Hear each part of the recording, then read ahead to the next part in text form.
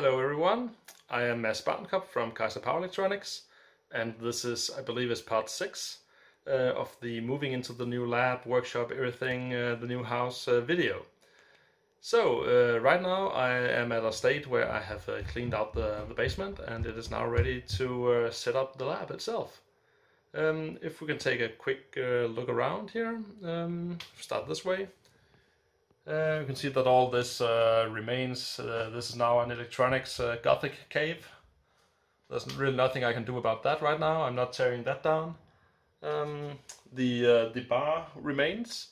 I think that will make a good setting for future video introductions and such. And also there's my wine collection over behind the counter. So yeah, can't move that. Then over here comes my PC table. And then over behind that is the electronics lab table itself. So while all this is still a little rudely set up, well, that's about it.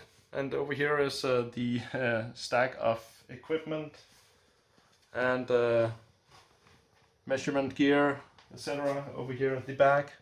So plenty of stuff to get in place. Yeah, so what else did I do down here?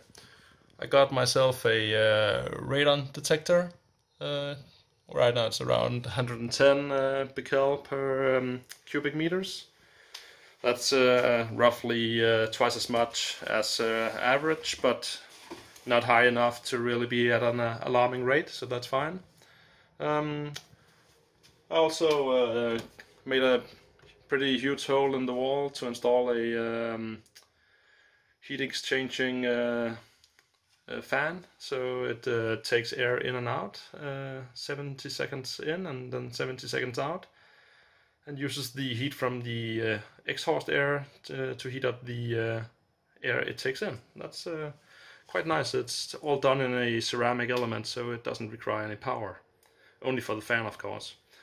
But that was the status, and the next video I will make about this would be setting up the lab table and getting all the instruments in place and show you a little about that. So until next time, see ya.